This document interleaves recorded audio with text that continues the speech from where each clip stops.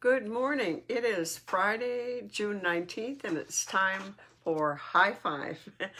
One of the things that maybe a lot of the United States is not aware of is Juneteenth. It's June 19th every year, and it's the oldest nationally celebrated commemoration of ending slavery in the United States. Why? Because back in 1865, it was on June 19th that the Union soldiers, led by Major General Gordon Granger, landed in Galveston, Texas, with news that the war had ended, the enslaved were now free.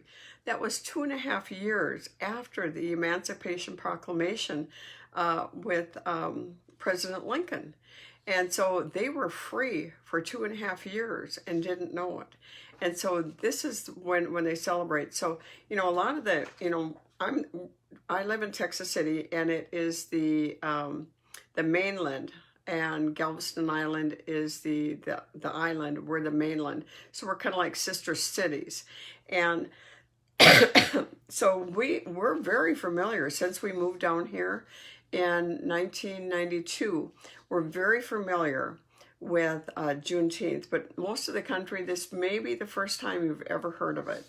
Now, another thing is happening this weekend. A lot of things are happening this weekend. And one of the things is there's going to be a solar eclipse, and I talked about that before. But there's some things I didn't see.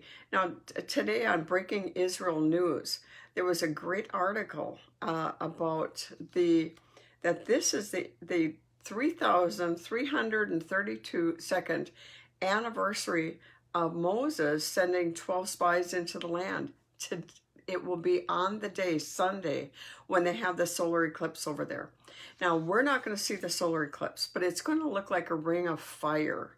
And, the Rabbi Berger said, this eclipse is clearly a warning to nations that Jews were commanded to live in all of Israel, because this is the anniversary of the spies going into the land. They were commanded to go and spy out the whole land. And you know what? They didn't take all the land.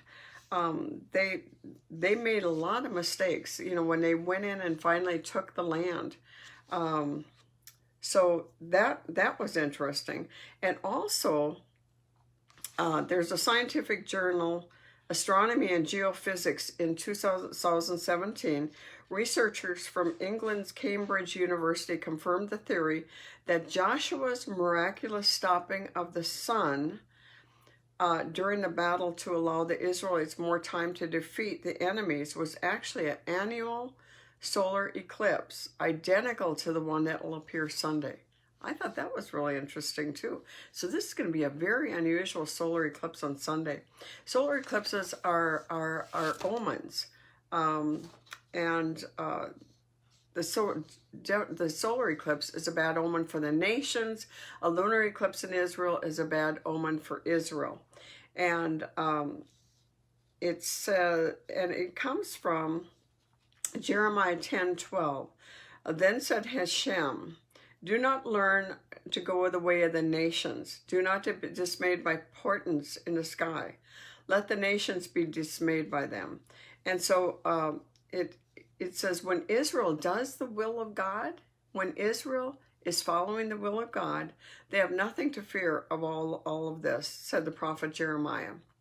And so we're praying for the peace of everything, the peace of Israel. Jeremiah wrote in, and I think this is so important for right now, Jeremiah 29:7, and seek the peace of the city where you have caused to be carried away captive, or pray for the peace of the city where you are. I live in Texas City, so I pray for the peace of Texas City. I pray for my mayor, Matthew Doyle. I pray for my Galveston County judge, Mark Henry. I pray for the peace of the city, because this is where God commanded us to live. If there was something going on in my life, it's not going to change going to a different city. Bloom where you're planted. I like that. Let me finish this. And pray to the Lord for it. Pray to the Lord for that city.